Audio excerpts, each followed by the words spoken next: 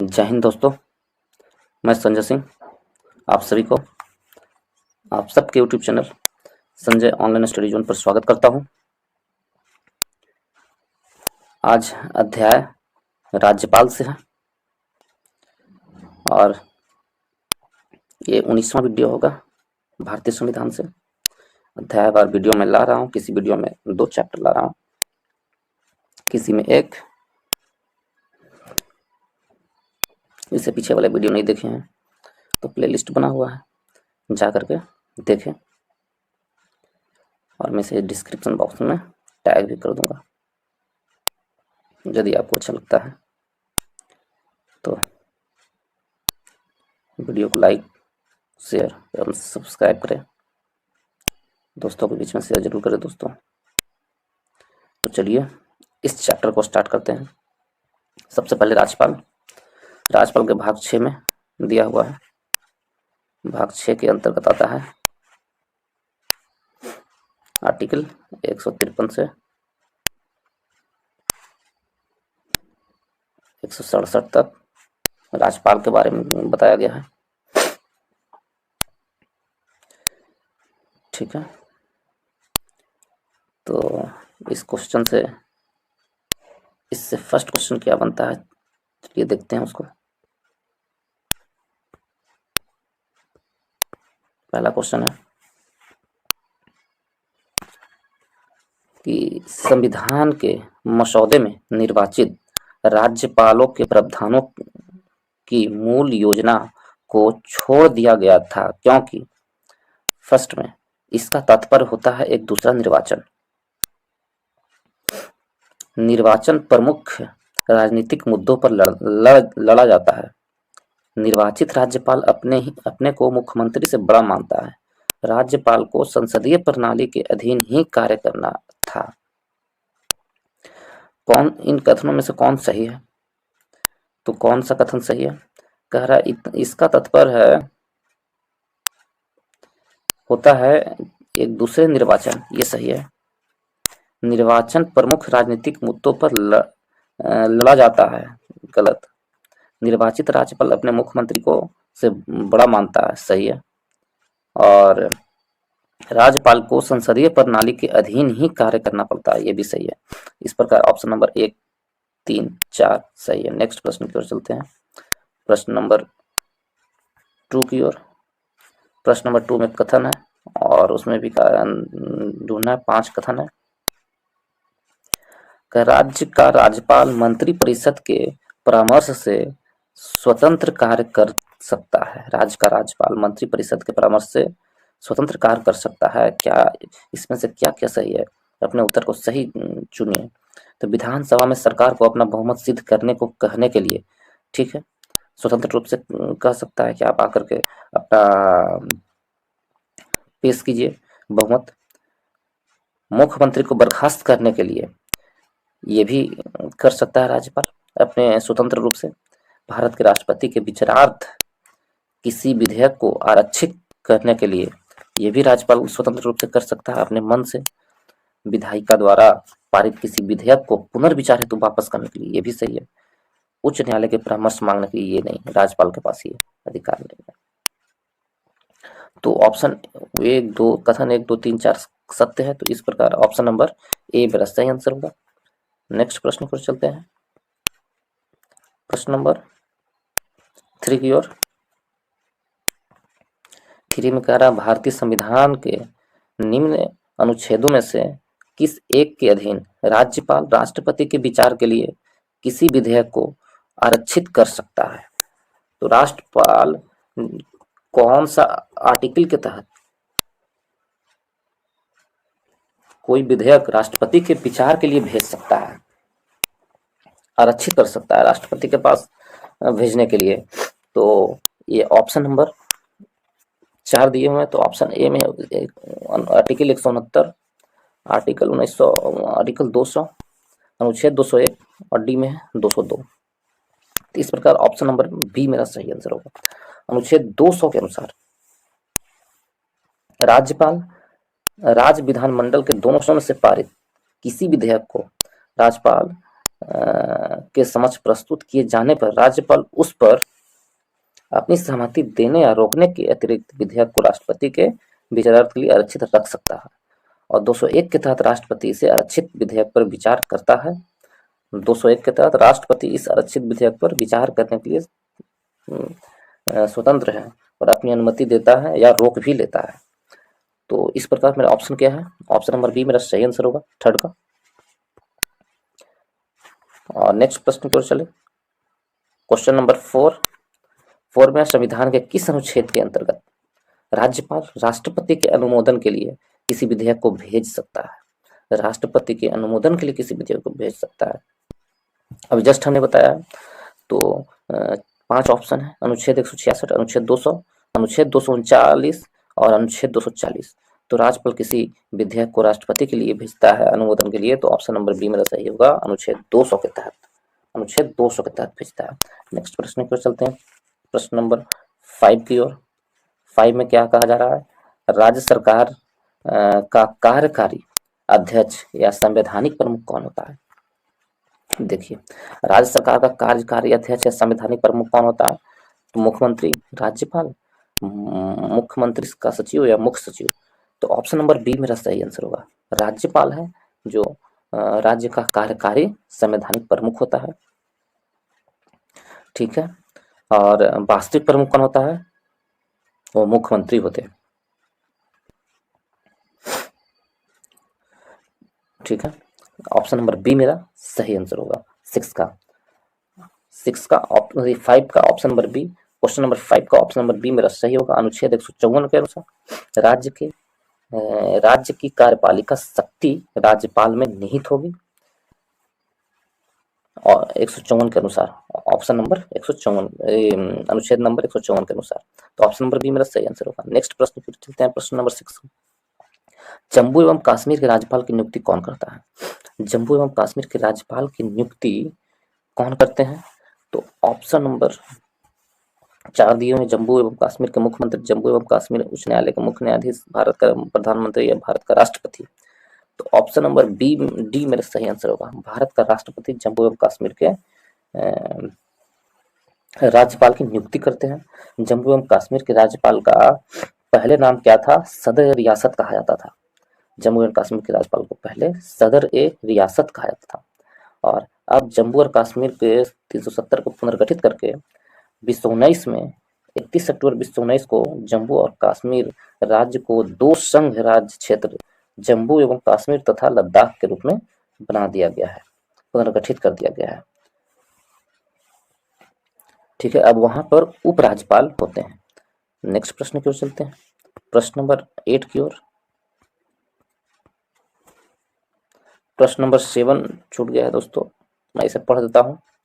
ठीक है, प्रश्न नंबर 7 में पढ़ देता हूँ। केंद्र शासित प्रदेश लद्दाख का प्रथम लेफ्टिनेंट गवर्नर किसे नियुक्त किया गया है? केंद्र शासित प्रदेश जो 31 अक्टूबर 2019 को केंद्र शासित प्रदेश बना लद्दाख, उसका प्रथम लेफ्टिनेंट गवर्नर किसे चुना गया है? तो 4 ऑप्शन है, गिरीश चंद्र मुर्मू, ठीक है, राधा कृष्ण माथुर, सत्यपाल मलिक, एन बोहरा। तो किसे चुना गया है? तो ऑप्शन नंबर बी मेरा सही आंसर होगा, राधा कृष्ण माथुर को लद्दाख का प्रथम लेफ्टिनेंट गवर्नर चुना गया था। और राधा कृष्ण माथुर जो हैं पूर्व मुख्य सूचना आयुक्त भी रह चुके हैं। चलिए क्वेश्चन नंबर 8 की ओर चलते हैं, वो क्वेश्चन छूट गया था 7 नंबर। क्वेश्चन नंबर 8 की ओर। 8 में कह रहा, भारत के राज्य के राज्यपाल से संबंधित निम्न कथनों पर ध्यान दीजिए। उसे जन्म से भारत का नागरिक होना चाहिए। कह रहा है भारत के राज्यपाल बनने के लिए क्या क्या शर्तें होनी चाहिए? उसे जन्म से भारत के नागरिक होना चाहिए, गलत, जन्म से नहीं, भारत का नागरिक होना चाहिए। उसकी आयु कम से कम 35 वर्ष होनी चाहिए, ये तो सही है, राज्यपाल बनने के लिए 35 वर्ष होनी ही चाहिए। और उसमें लोकसभा सदस्य होने की योग्यता होनी चाहिए, ये भी गलत है। वह एक से अधिक राज्यों का राज्यपाल हो सकता है, ये सही है। तो इस प्रकार ऑप्शन 2 और 4 सत्य है, तो इसलिए ऑप्शन नंबर डी मेरा सही आंसर होगा, 2 और 4 सत्य है। संविधान के अनुच्छेद 157 के अनुसार राज्यपाल की नियुक्ति होने के लिए अर्हता प्राप्त है। राज्यपाल की नियुक्ति होने के लिए क्या योग्यता है, यह अनुच्छेद 157 में बताया गया है। वह भारत के नागरिक होगा, उसकी आयु 35 वर्ष पूरी कर चुका होगा, ठीक है। और राज्यपाल पद के लिए जन्म से भारत के नागरिक होना आवश्यक नहीं है। और एक ही व्यक्ति को या दो से अधिक राज्यों के राज्यपाल नियुक्त किया जा सकता है। अनुच्छेद 7वें संविधान संशोधन 1956 के माध्यम से यह प्रस्ताव लाया गया था कि एक ही व्यक्ति को दो से अधिक राज्य के राज्यपाल नियुक्त किया जा सकता है। 7वें संविधान संशोधन 1956 में यह प्रावधान लाया गया था। नेक्स्ट प्रश्न की ओर चलते हैं, प्रश्न नंबर 9 की ओर। 9 में कह रहा है कि क्वेश्चन नंबर 9 में भारतीय संविधान में निम्नलिखित में से कौन सा एक अनुच्छेद भारत में राज्य के एक राज्यपाल के रूप में एक व्यक्ति की नियुक्ति के लिए योग्यता निर्धारित की गई है। अभी जस्ट हमने बताया योग्यता के बारे में, कौन से अनुच्छेद में है। 4 ऑप्शन दिए हुए हैं, अनुच्छेद 156, अनुच्छेद 157, अनुच्छेद 159, अनुच्छेद 160। तो ऑप्शन नंबर बी मेरा सही आंसर होगा। अनुच्छेद 157 के तहत राज्यपाल की योग्यता के बारे में दिया गया है। राज्यपाल यदि कोई राज्य के नियुक्त होंगे तो उनकी योग्यता क्या होनी चाहिए, दिया हुआ अनुच्छेद 157 के तहत, ठीक है। नेक्स्ट प्रश्न की ओर चलते हैं, प्रश्न नंबर 10 की ओर। इसमें 4 कथन दिए हुए हैं प्रश्न नंबर 10 में और कुछ कुट दिया हुआ है, तो इसे मैं पढ़ लेता हूँ, फिर उसके बाद मिलाऊंगा। निम्नलिखित में पर विचार कीजिए एवं नीचे दिए गए कुट का प्रयोग करते हुए सही उत्तर का चयन करें। राज्यपाल अपना पद ग्रहण करने से पूर्व शपथ लेगा या प्रतिज्ञा करेगा, ठीक है, बिल्कुल सही है ये। राज्यपाल अपना पद ग्रहण करने से पहले शपथ लेंगे ही और प्रतिज्ञा भी करेंगे। शपथ या प्रतिज्ञा का प्रारूप भारतीय संविधान की 3री अनुसूची में है। नहीं, राज्यपाल की ये शपथ लेते हैं तो वो 3री अनुसूची में नहीं है, क्योंकि वो एक अनुच्छेद है, एक अनुच्छेद के तहत उनकी शपथ होती है, तो ये भी गलत होगा। और राज्यपाल उच्च न्यायालय के मुख्य न्यायमूर्ति या उसकी अनुपस्थिति में ज्येष्ठतम न्यायाधीश के समक्ष शपथ या प्रतिज्ञा करेगा, ये सही है, बिल्कुल सही है। शपथ या प्रतिज्ञा की प्रक्रिया भारतीय संविधान के अनुच्छेद 159 में दी गई है, तो ये भी सही है। राज्यपाल की जो शपथ या प्रतिज्ञा लेंगे वो भारतीय संविधान के अनुच्छेद 159 में दिया गया है। तो इस प्रकार ऑप्शन, इस प्रकार मेरा 1, 3, 4 सही है कथन। तो इसमें सही कौन होगा, ऑप्शन नंबर बी, 1, 3, 4। नेक्स्ट प्रश्न की ओर।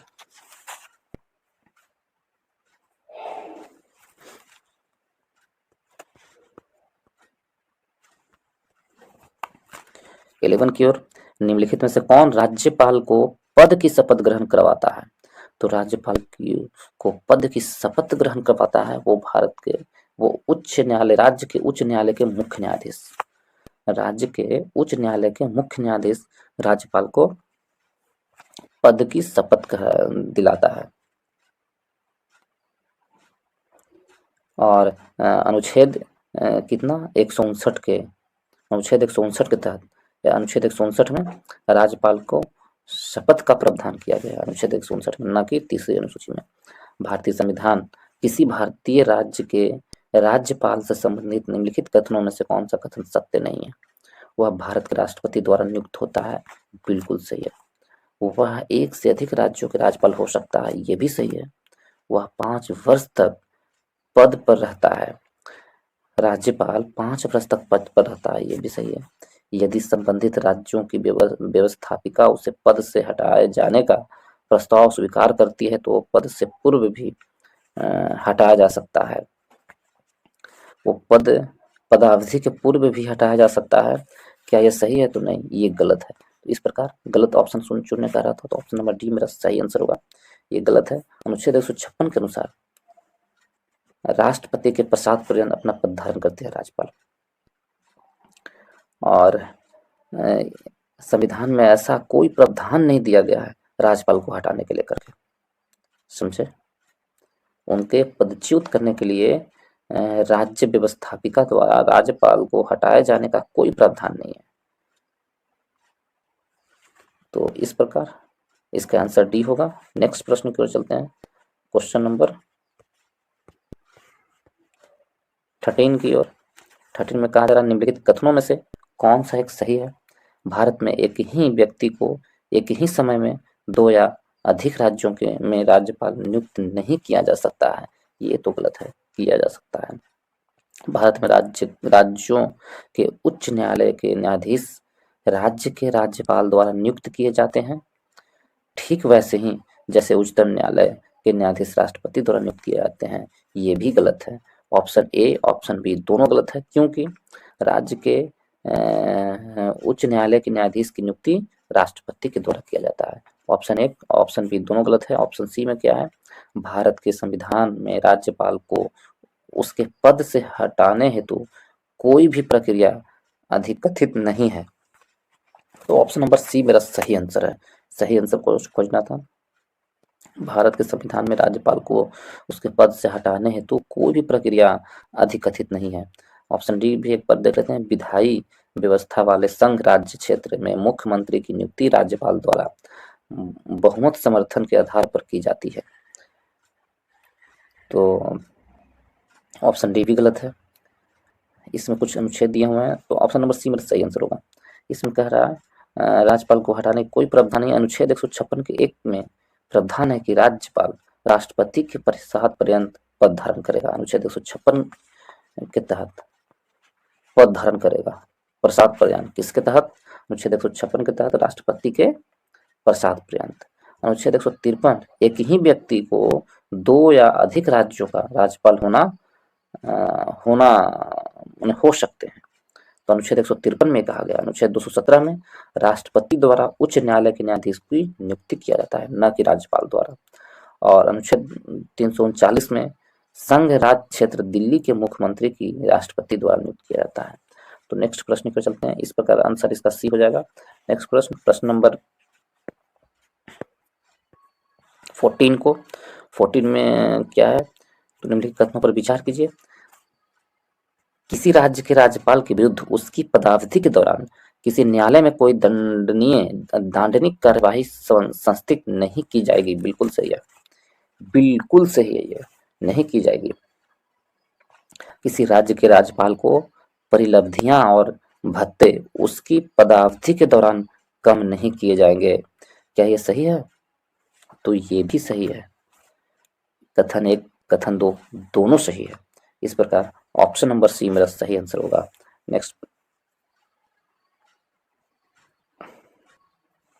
नेक्स्ट प्रश्न की ओर चलते हैं। प्रश्न नंबर 15 की ओर। जब एक ही व्यक्ति को 2 या 2 से अधिक राज्यों का राज्यपाल नियुक्त किया जाता है, तो उस राज्यपाल को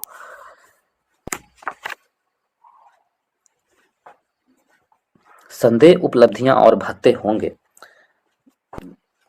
दोनों 2 राज्यों के राज्यपाल चुने जा रहे हैं, तो कितना पेमेंट मिलेगा? क्या उनको दोनों राज्यों का अलग अलग पेमेंट मिलेगा या उसी अनुपात में मिलेगा?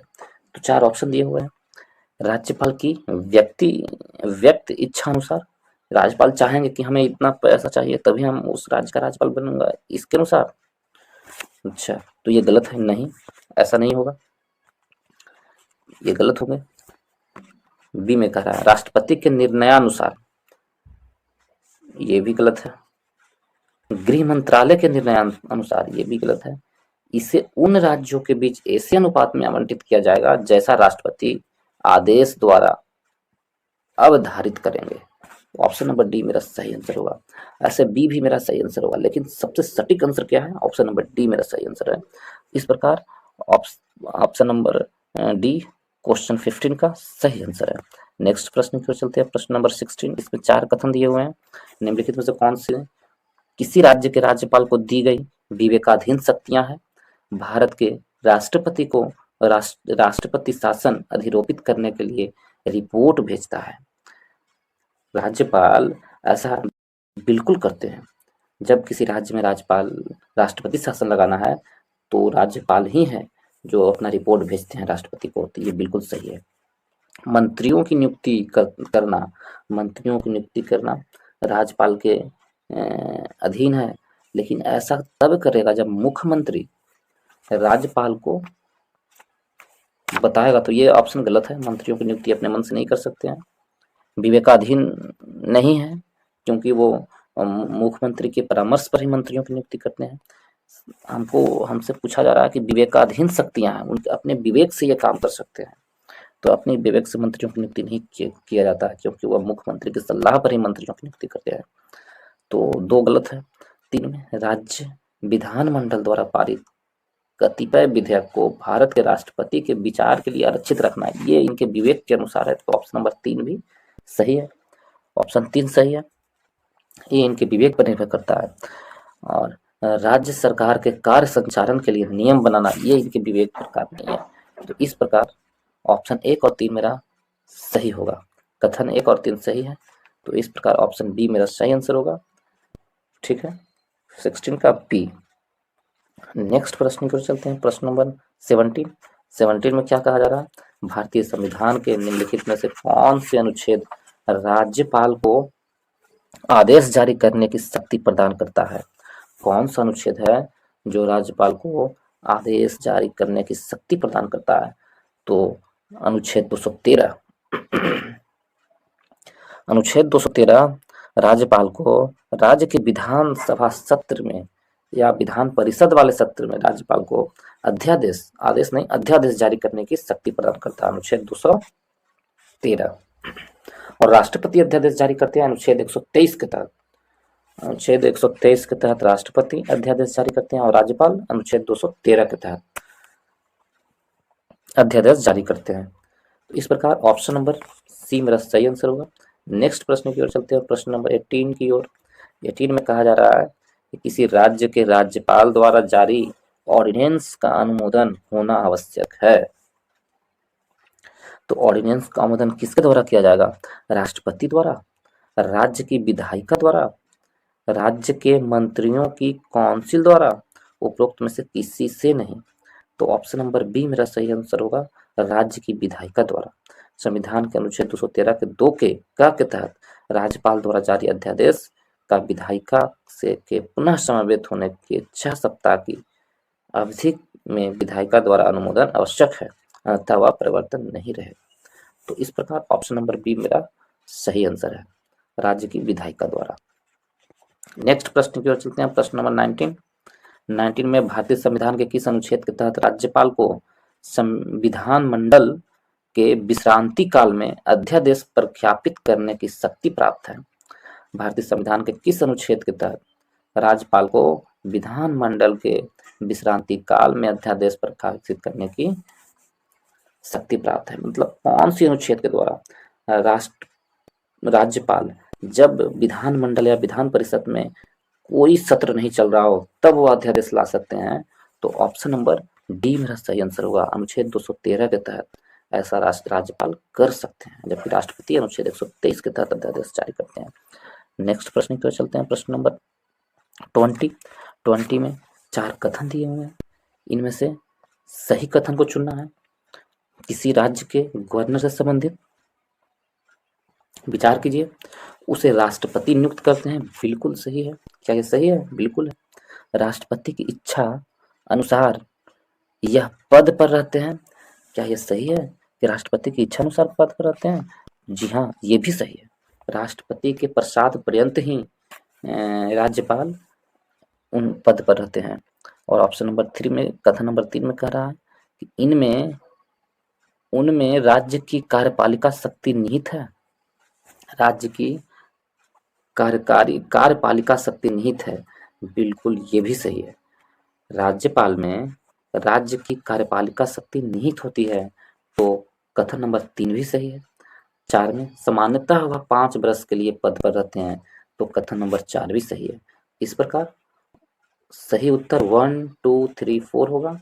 तो इस कुट में देखें, ऑप्शन नंबर डी सही है, सभी चारों सही है। ऑप्शन डी मेरा सही आंसर होगा, सभी चारों सही है। नेक्स्ट प्रश्न की ओर चलते हैं, प्रश्न नंबर 21 की ओर। 21 में कहा जा रहा है कि निम्नलिखित में से कौन राज्यपाल की नियुक्ति करता है। 4 ऑप्शन दिए हुए हैं। केंद्रीय मंत्रिमंडल, बी में उच्चतम न्यायालय के मुख्य न्यायाधीश, सी में लोकसभा के अध्यक्ष और डी में भारत के राष्ट्रपति। तो कौन राज्यपाल की नियुक्ति करता है? ऑप्शन नंबर डी मेरा सही आंसर होगा, भारत के राष्ट्रपति द्वारा राज्यपाल की नियुक्ति की जाती है। और राज्यपाल की नियुक्ति कौन करते हैं? तो भारत के राष्ट्रपति। ठीक है, और इनकी नियुक्ति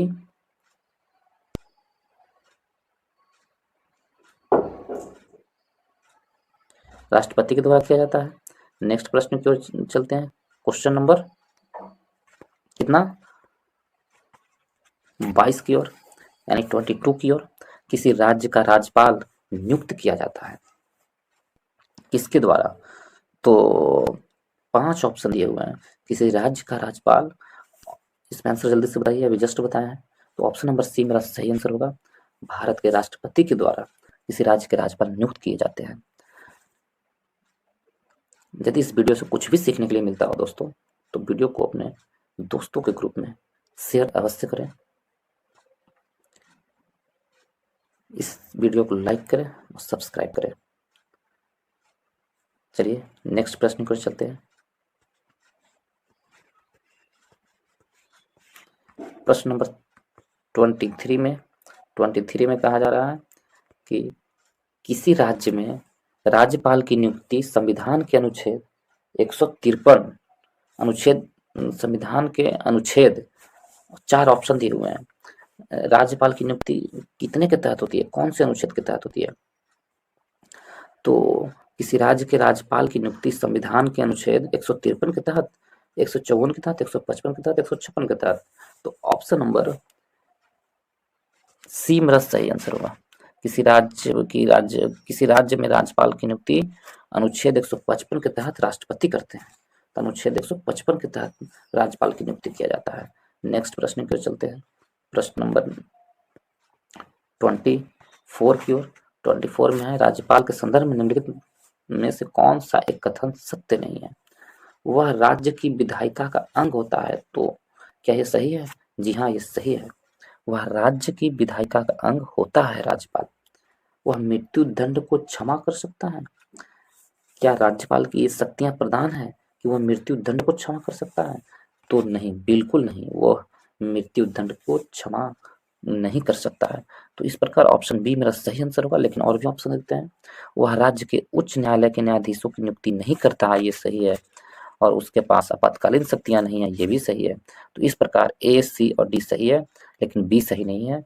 तो इस प्रकार मेरा ऑप्शन क्या होगा? ऑप्शन नंबर बी मेरा सही होगा, वह मृत्यु दंड को क्षमा कर सकता है। ये गलत है, तो हमें गलत ही चूज करना था आंसर, तो इसलिए मेरा आंसर बी सही है। नेक्स्ट प्रश्न की ओर चलते हैं। प्रश्न नंबर 25 की ओर। 25 में कहा जा रहा है कि नीचे 2 वक्तव्य दिए गए हैं, एक को कथन ए एवं दूसरे को कारण आर का नाम दिया गया है।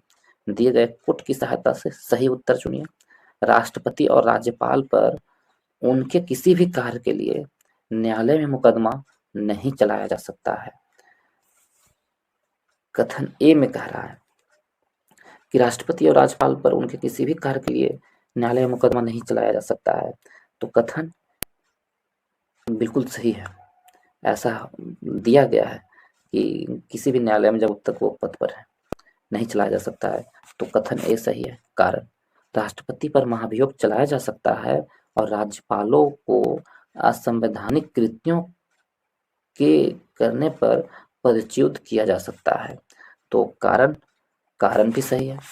कारण पर ये राज्यपालों पर महाभियोग नहीं चलाया जाएगा, लेकिन असंवैधानिक कृत्यों करने पर उनको पदच्युत किया जा सकता है। तो कथन भी सही है और कारण भी सही है, परंतु कारण कथन का सही स्पष्टीकरण नहीं करता है।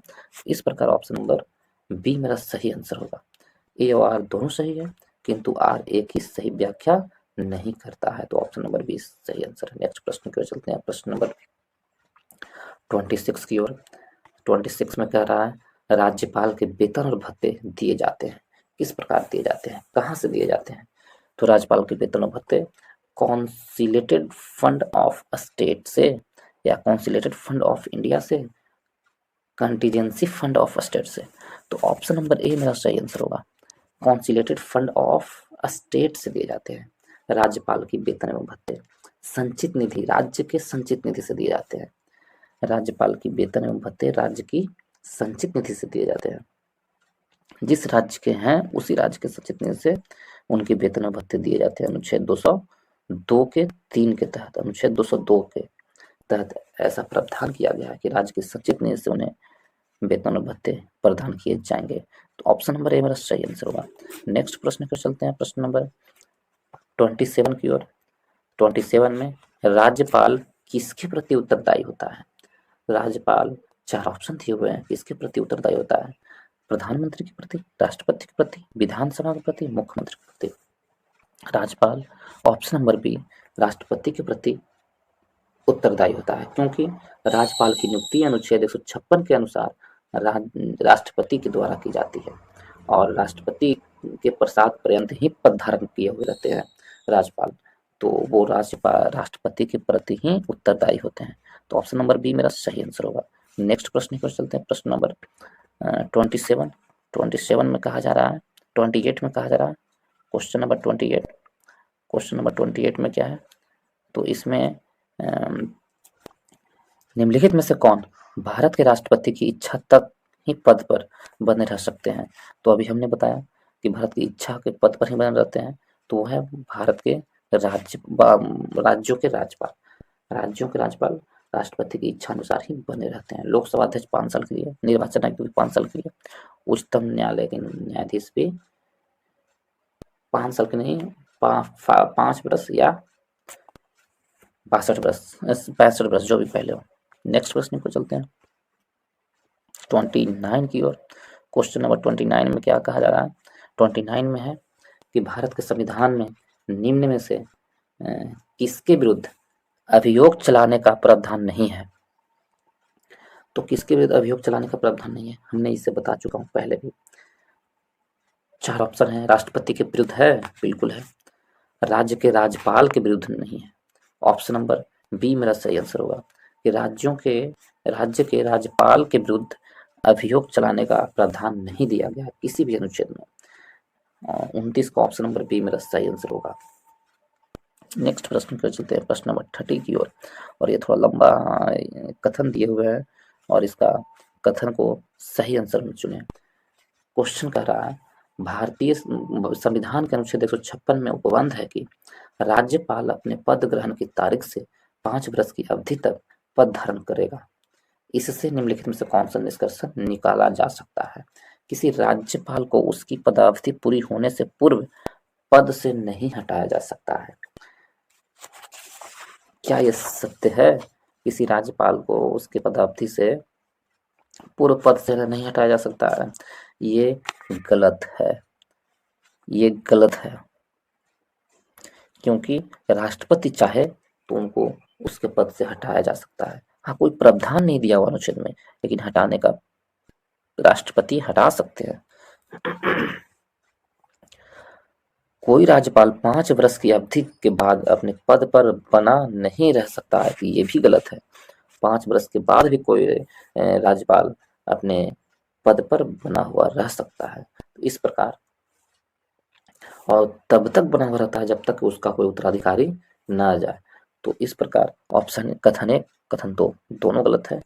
तो मेरा आंसर क्या होगा देख लेते हैं पुट में। आंसर ऑप्शन नंबर डी मेरा सही आंसर होगा, दोनों ही गलत है।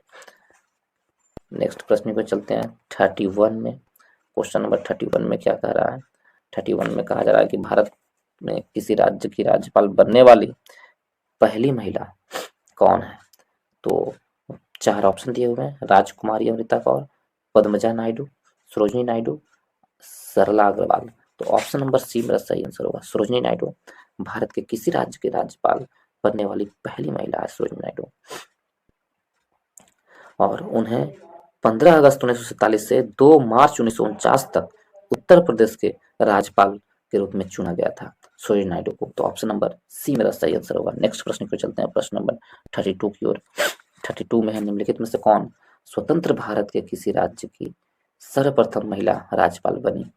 तो 4 ऑप्शन है। सरोजिनी नायडू, सुचेता कृपलानी, इंदिरा गांधी और विजय लक्ष्मी पंडित। तो सबसे पहले राज्यपाल कौन बनी स्वतंत्र भारत की? तो ऑप्शन नंबर ए मेरा सही आंसर होगा सरोजिनी नायडू। ठीक है, 15 अगस्त में स्वतंत्र हो गया था भारत, उसके बाद ही बनी है राज्यपाल बनी वो सरोजिनी नायडू थी। नेक्स्ट प्रश्न की ओर चलते हैं, प्रश्न नंबर 33 की ओर। 33 में कहा जा रहा है कि प्रतिवर्ष 13 फरवरी को महिला दिवस मनाया जाता है, किसके स्मृति में? 13 फरवरी को महिला दिवस है, तो ऐसे तो 8 मार्च को महिला दिवस मनाया जाता है, परंतु भारत में 13 फरवरी को प्रतिवर्ष महिला दिवस मनाया जाता है, वो सरोजिनी नायडू की स्मृति में। उनकी मृत्यु 13 फरवरी को हुई थी, जबकि सरोजिनी नायडू की जन्म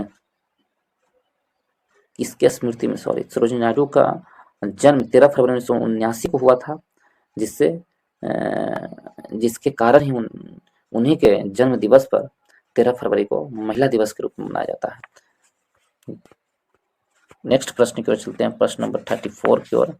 34 में है, पश्चिम बंगाल की प्रथम महिला राज्यपाल कौन थी? तो पश्चिम बंगाल की प्रथम महिला राज्यपाल, 4 ऑप्शन दिए हुए हैं, विजय लक्ष्मी पंडित, पद्मजा नायडू, रजनी राय, शीला कौल। तो ऑप्शन नंबर बी मेरा सही आंसर होगा, पद्मजा नायडू पश्चिम बंगाल की पहली महिला बनी थी 1956 से 67 के बीच। ठीक है, और जबकि पश्चिम बंगाल के प्रथम राज्यपाल सी राज्यपालाचारी को बनाया गया था। नेक्स्ट प्रश्न की ओर है, प्रश्न नंबर 35 में राजस्थान के राज्यपाल जिन्हें बर्खास्त किया गया था वो कौन है? राजस्थान के एक राज्यपाल थे, उन्हें बर्खास्त किया गया था। तो देखिए वो राजस्थान के राज्यपाल कौन है, उनका नाम है रघुकुल तिलक थे, इन्हें बर्खास्त किया गया। लेकिन भारतीय संविधान में पहला वो व्यक्ति कौन है, पहला राज्यपाल वो कौन है जो सबसे पहले उन्हें बर्खास्त किया गया है? तो वो तमिलनाडु के राज्यपाल थे। सर्वप्रथम बर्खास्त किए गए राज्यपाल तमिलनाडु के थे, उनका नाम प्रभु दास पटवारी था, जो भारतीय संविधान में पहला वो राज्यपाल थे जिन्हें बर्खास्त किया गया था। 1980 में उन्हें बर्खास्त किया गया था, और जस्ट एक साल बाद ही, लगभग एक साल के बाद 1981 में राजस्थान के राज्यपाल रघुकुल तिलक को भी बर्खास्त कर दिया गया था। ठीक है, तो ऑप्शन नंबर बी मेरा सही आंसर होगा 35 का। नेक्स्ट प्रश्न की ओर, यदि पहला पूछें तो आपको प्रभु दास पटवारी आंसर देना होगा। 36 में निम्नलिखित में से किसकी नियुक्ति राज्य का राज्यपाल नहीं करता है? मुख्यमंत्री को नियुक्ति करते हैं क्या? बिल्कुल सही है, मुख्यमंत्री की नियुक्ति करते हैं। सदस्य राज्य लोक सेवा आयोग, सदस्य राज्य लोक सेवा आयोग की नियुक्ति राज्यपाल करते हैं। महाधिवक्ता की नियुक्ति राज्यपाल करते हैं, लेकिन उच्चतम न्यायालय के न्यायाधीश की नियुक्ति राज्यपाल नहीं करते हैं। इनकी नियुक्ति राष्ट्रपति के द्वारा किया जाता है अनुच्छेद 217 के तहत। तो ऑप्शन नंबर सी मेरा सही आंसर होगा, उच्च न्यायालय के न्यायाधीश की नियुक्ति राज्यपाल नहीं करते हैं, राष्ट्रपति करते हैं। नेक्स्ट प्रश्न की ओर चलते हैं, प्रश्न नंबर 37 में कह रहा है 4 कथन दिया हुआ है और उसमें कुट दिए हुए हैं, उसमें से कौन सही है विचार कीजिए। राज्यपाल को उच्च न्यायालय के न्यायाधीश की नियुक्ति का अधिकार नहीं है। बिल्कुल सही है, अधिकार नहीं है राज्यपाल के नियुक्ति के अधिकार। वह विधानमंडल का हिस्सा नहीं है, ये तो गलत है। राज्यपाल विधानमंडल का हिस्सा हैं, उन्हें विधान परिषद में कुछ सदस्यों को मनोनीत करने का अधिकार है। सही है, उन्हें कुछ सदस्यों का मनोनीत करने का अधिकार है। 1/6 सदस्यों को मनोनीत करते हैं विधान परिषद में राज्यपाल, अनुच्छेद 171 के अनुसार विधान परिषद में 1/6 सदस्यों को। उनके पास कोई न्यायिक शक्ति नहीं है। क्या राज्यपाल के पास कोई न्यायिक शक्ति नहीं है? तो ये भी गलत है, उनके पास न्यायिक शक्तियां है राज्यपाल के पास। तो इस प्रकार ऑप्शन 1 और 3 मेरा सही होगा, 1 और 3 सही होगा। पुट ऑप्शन नंबर बी मेरा सही आंसर है। कथन 1 कथन 3 सही है, इस प्रकार ऑप्शन नंबर बी मेरा सही आंसर होगा। नेक्स्ट प्रश्न पर चलते हैं, प्रश्न नंबर 38 में निम्नलिखित में से किस एक का यह सुझाव था कि राज्यपाल को उस राज्य के बाहर का एक प्रतिष्ठित व्यक्ति होना चाहिए और उसे एक ऐसा तटस्थ व्यक्ति होना चाहिए जिसके गहन राजनीतिक जुड़ाव ना हो या उसने हाल के पिछले वर्षों में राजनीतिक में भाग नहीं लिया हो। ये कौन से आयोग का यह प्रावधान किया गया था। 4 ऑप्शन दिए हुए हैं। पहला प्रशासनिक सुधार आयोग, दूसरा राजमन्नार समिति, तीसरा सरकारी आयोग और चौथा संविधान के कार्य संचालन समीक्षा हेतु राष्ट्रीय आयोग। इनमें से कौन से आयोग का यह प्रावधान किया हुआ था? तो ये ऑप्शन नंबर सी मेरा सही आंसर होगा, सरकारी आयोग। 1983 में आए थे सरकारी आयोग। सरकारी आयोग का यह वक्तव्य दिया गया था कि ऐसे ही व्यक्ति को राज्यपाल में नियुक्त किया जाना चाहिए। तो इस प्रकार ऑप्शन नंबर सी मेरा सही आंसर होगा। तो इसके साथ ही राज्यपाल से संबंधित वीडियो को मैं समाप्त करता हूँ, यहीं पर मैं समाप्त करता हूँ। यदि आप लोग को कुछ भी सीखने के लिए मिला हो तो वीडियो को शेयर जरूर करें दोस्तों के ग्रुप में, लाइक करें एवं सब्सक्राइब करें। वीडियो को देखने के लिए बहुत बहुत धन्यवाद।